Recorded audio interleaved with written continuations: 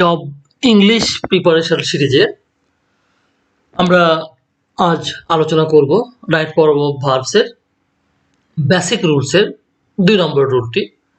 তো আমরা মূলত ২ ভাগে আমাদের এই সিরিজগুলোকে ভাগ করেছি। একটি হলো বেসিক রুলস, এরপরে আমরা দেখব অ্যাডভান্সড রুলস গুলো। তো বেসিক রুলস না জানলে অ্যাডভান্স রুলগুলোতে অ্যাকচুয়ালি ভালো করা যায় না। তো কম্পিটিটিভ এক্সাম গুলোর জন্য আমরা জব ইংলিশের জন্য প্রিপারেশন নিচ্ছি। তো আমাদের রাইট ফর্ম অফ ভার্বের আজকে দ্বিতীয় পর্ব আলোচনা চলছে। প্রথমে আমরা দেখব right form of verbs past indefinite tense নিয়ে আজকে আলোচনা করব। Past indefinite tense, past indefinite টেন্সের কিছু প্রয়োজনীয় শব্দগুলো আছে, যে শব্দগুলো আসলে ইন্ডিকেটর। ইন্ডিকেটর অর্থ নির্দেশক। যে নির্দেশকগুলো দেখলে আপনি বুঝবেন যে হ্যাঁ এটি পাস্ট ইনডেফিনিট টেন্স হবে। সেই ওয়ার্ডগুলো হচ্ছে এরকম ওয়ার্ডগুলো: last week, ago, yesterday, last night, last. তো এইরকম যখন থাকবে, লাস্ট ইয়ারও হতে পারে। তোমার লাস্ট থাকলেই গত সপ্তাহে, অ্যাগো মানে আগে, yesterday গতকাল। তো এই শব্দগুলো যখনই থাকবে, তোমার লাস্ট মূলত যখন থাকবে, তখনই আপনি বুঝবেন যে এটি কিন্তু কি হবে, এটি পাস্ট ইনডেফিনিট টেন্স হবে।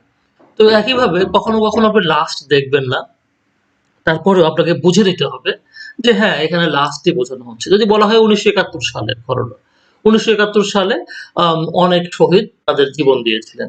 তো 1971 সালের ঘটনাতে সুস্পষ্ট অতীত, তখন কিন্তু গত না লেখা হলেও আমরা বুঝবো যে এটি পাস্ট। তো এরকম কিছু বিষয় কিন্তু আপনাকে নিজের সেন্সটাকেও সেন্সটাও বুঝতে হবে। তো পাস্ট ইনডিফিনিট টেন্স অথবা সিম্পল পাস্ট টেন্স আমরা কিভাবে বুঝবো, কিভাবে চিনবো? আমরা চিনবো হচ্ছে স্থায়ী কোনো কাজ, যেমন 1971 সালে একটি ঘটনা ঘটেছিল। অভ্যাসগত কোনো কাজ, তখন কিন্তু আমরা পাস্ট ইনডিফিনিট টেন্স করবো। যেমন সে নিয়মিত হাঁটতো, সে নিয়মিত হাঁটতে যেত, সে ঘুমাতো, এরকম পাস্ট ইনডিফিনিট। যেটা অভ্যাসগত কোনো কিছু হলে সেটাকে আমরা বলবো পাস্ট ইনডিফিনিট টেন্স।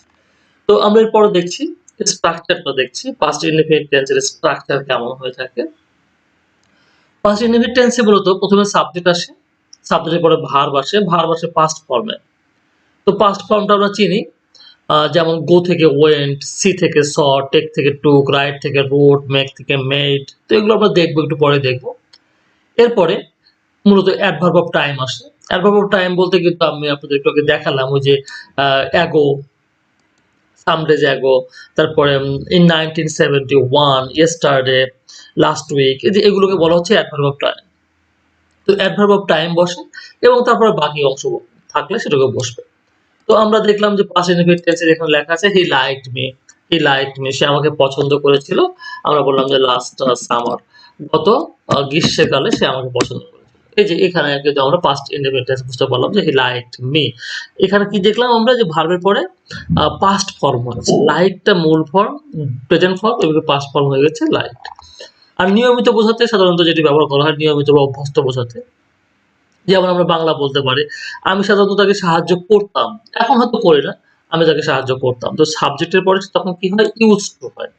ইউজ টুর পরে ভার্বের প্রেজেন্ট ফর্ম হয়ে থাকে। তো আমরা জানি ইউজ টু টি মোডাল, এই জন্য মোডালের পরে ভার্বের বেস ফর্ম হয়ে থাকে। তো ইউজ টু পরে প্রেজেন্ট ফর্ম হচ্ছে যে I use to help her. Okay, তো আমরা কিভাবে চিনবো যে পাস্ট ফর্ম কোনগুলো? পাস্ট ফর্ম চেনার জন্য আমরা জানি যেগুলো আমরা সবাই মোটামুটি জানি, তারপরও একটু দেখিয়ে দিলে যে কারো মনে পড়ে সহজে। তো কনজুগেশন অফ ভার্ব কিন্তু আপনারা সবাই জানেন যে কনজুগেশন অফ ভার্ব একটি গুরুত্বপূর্ণ বিষয়, যেগুলো আমরা ছোটবেলা থেকে শিখে এসেছি। তো এই কনজুগেশন অফ ভার্বটা আমাদের জানতে হবে। কনজুগেশন অফ ভার্ব জানলে আমরা পাস্ট ফর্মটা বুঝতে পারবো। যেমন আমাদের প্রয়োজনীয় ভার্বগুলো দেখে নিই, যেমন যেগুলো আসবে বাই থেকে বট হয়, বাই এর পাস্ট ফর্ম বট। সি থেকে ছ, ভিজিট থেকে ভিজিটেড, ওয়েব থেকে ওয়েবড। মনে রাখবেন কারণ একটু পরে আমরা প্র্যাকটিস গুলো করবো। স্টিল মানে চুরি করা, স্টিল থেকে স্টোল, চুরি করেছিল। ওয়েব মানে কান্না করা। এরপর আমরা দেখছি এখানে বি, বি থাকলে কি হবে, ওয়াজ হবে বা ওয়ার হবে। ওয়াজ হবে হচ্ছে যখন সিঙ্গুলার, ওয়ার হবে যখন প্লুরাল, তখন ওয়াজ হবে, ওয়ার হবে।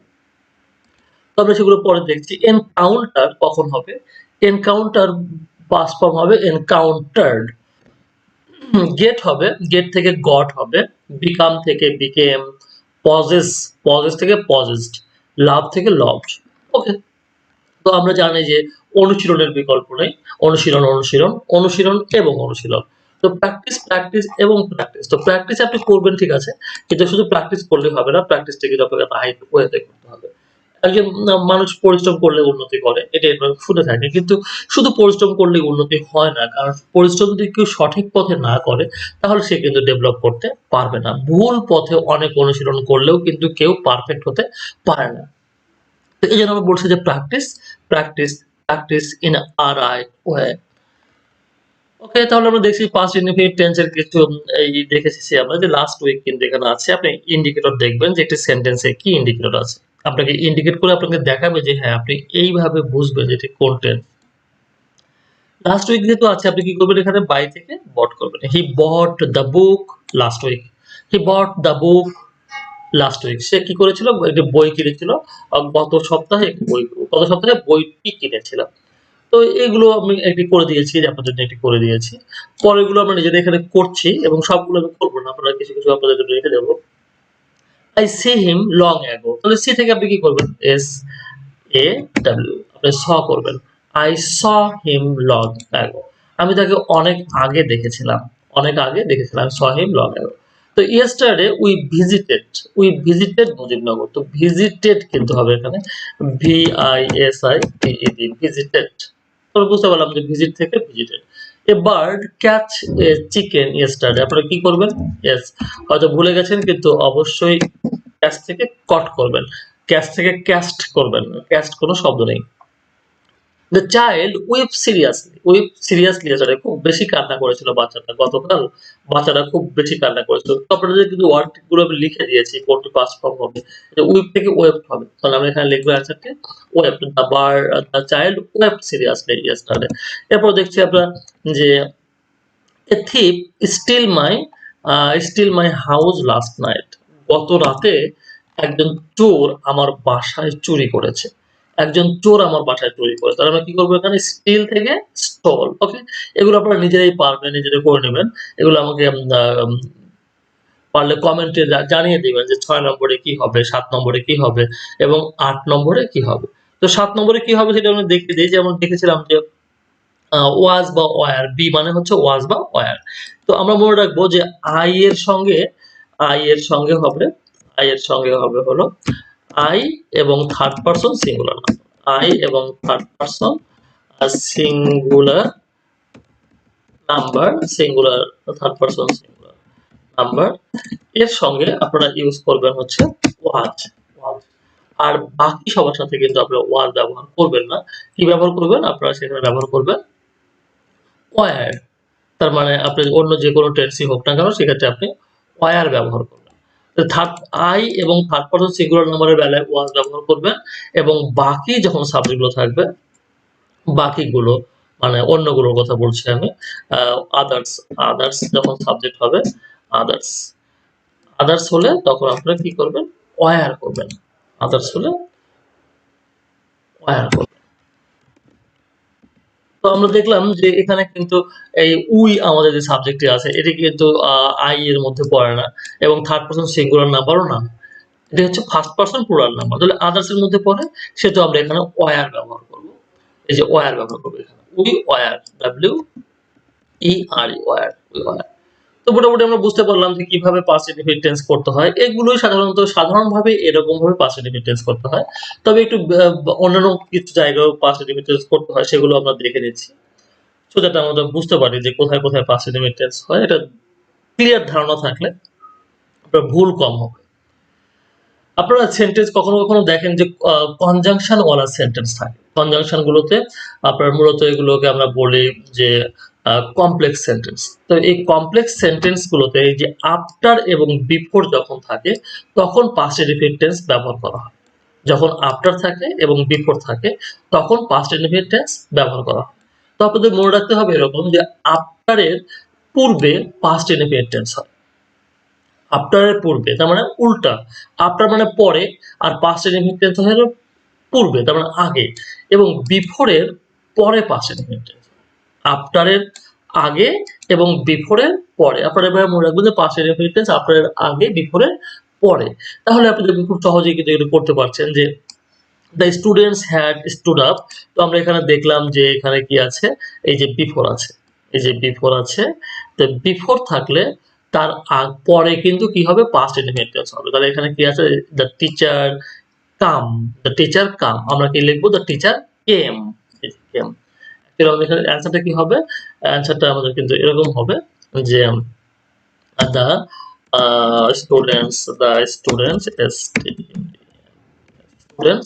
had stood stood up before before the TES teacher came, before the teacher came. তো ওকে এরকম বুঝতে পারলাম যে এভাবে আপনার কাম থেকে কিন্তু এই যে কামটা কেম হয়ে গেল।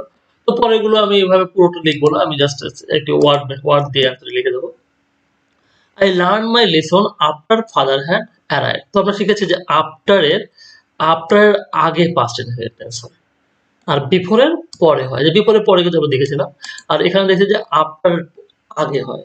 তাহলে আফটার এর আগে এই যে এখানে লার্ন আছে, আমরা এখানে কি করব, লার্ন, এল টি এ আর এন ই, লার্ন। তো এখানে আমরা দেখছি যে এই যে এখানে কি হবে, এস এস ডাবল এস। এখানে আপনারা কি করবেন, I had eaten rice before I see হবে না স হবে, না হ্যাড সিন হবে। তো এটা কিন্তু স হবে, এস এ ডাব্লিউ স হবে। এরপরে দেখি আমরা বিফোরের কিন্তু পরে পাস্ট ইনডেফিনিট টেন্স হয়। তাহলে আপনারা এটা করতে পারবেন, 4 নম্বর আপনারা নিজেরা করবেন। 5 নম্বর, the bus leave after I had gone there, the bus leave after, the আপনার আগে কিন্তু পাস্ট ইনডেফিনিট টেন্স হয়। তো লিভ থেকে লিভের পাস্ট ফর্ম হচ্ছে লেফট, লিভের পাস্ট ফর্ম হয়ে থাকে লেফট। তাহলে আপনারা এখানে কি লিখবেন, L E F T, left. তো train had started before we reach home, এটা আপনারা পারবেন, রিচের পাস্ট ফর্মটা আপনারা জানবেন। She cook rice after had I had come, তো যে আমরা জানি আফটার এর আগে পাস্ট ইন্ডিকেট হয়। তো এটা কিন্তু আপনারা অ্যান্সার দিয়ে আমাকে জানালে আমি খুশি হব এবং বুঝবো যে হ্যাঁ আপনাদের প্রবলেম আছে কিনা, আপনারা বুঝতে পারছেন কিনা। তো এটুকু বুঝলাম। আরেকটি কথা মনে রাখতে হবে যে অবাস্তব কোনো কিছু চাওয়া বোঝালে সাধারণত পাস্ট ইন্ডিফিনিট টেন্স হয়। আমি যদি রাজা হতাম, আমার যদি আমেরিকার মতো একটি দেশ থাকতো, তাহলে এই যে এই সমস্ত বিষয়গুলো যদি আমরা বলে থাকি, তখন কিন্তু এই বিষয়গুলো অবাস্তব চাওয়া। এই অবাস্তব ইচ্ছা বা চাওয়া বোঝালে তখন পাস্ট ইনডিফিনিট টেন্স হয়। তবে এখানে একটু কথা আছে, সেটা আমরা একটু পরে বলছি। সহজগুলো মানে সাধারণগুলো বুঝে নেই।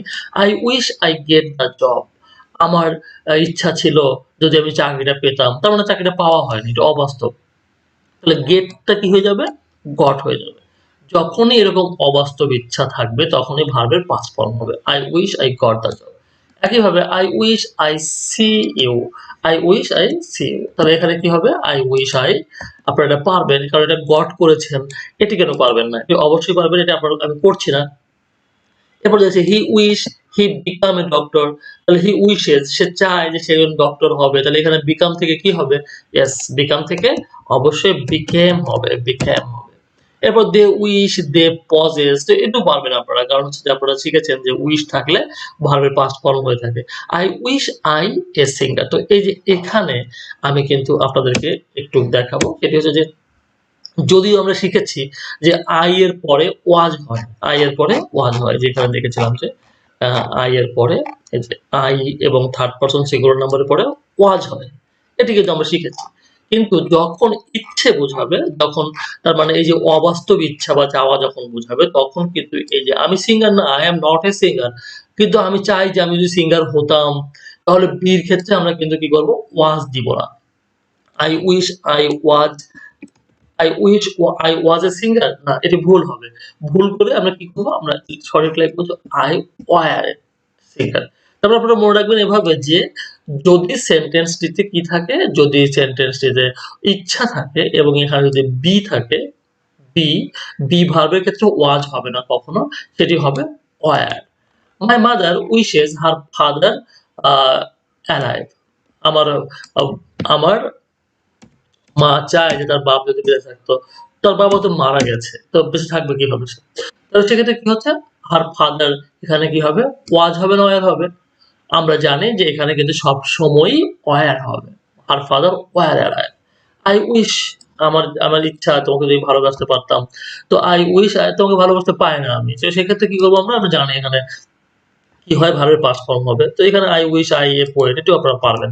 তো আ মূলত এটিই ছিল আমাদের আজকের আয়োজনে। তো আপনারা অবশ্যই আমাদেরকে জানাবেন যে আর কি প্রয়োজন আপনাদের এবং এই যে আমরা আপনাদের সঙ্গে এগুলো শেয়ার করছি, এখানে কি গ্যাপ থাকছে, কোন কিছুর ঘাটতি থাকলে আমাদেরকে জানাবেন এবং আমরা ভার্চুয়াল ভার্সিটির পক্ষ থেকে আপনাদেরকে এতক্ষণ এটি প্রেজেন্ট করলাম। এটি একটি YouTube চ্যানেল। আপনারা অবশ্যই সাবস্ক্রাইব করে রাখবেন এবং এটির বেল বাটনে ক্লিক করে রাখবেন।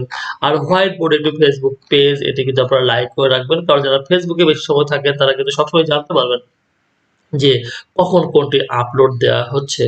আর আমি মির্জা সুলতান মাহমুদ স্বপন আপনাদের সবাইকে স্বাগতম জানাবো। পরবর্তী পর্বে দেখা হবে এবং হ্যান্ড নোটের লিঙ্কটি ডেসক্রিপশন বক্সে দেয়া থাকবে। প্রয়োজন মনে করলে আপনারা সেটি সংগ্রহ করে নেবেন এবং নিজেরা প্র্যাকটিস করবেন। সবাই ভালো থাকুন, সুস্থ থাকুন। দেখা হবে পরবর্তী পর্বে। Wish you good lakh.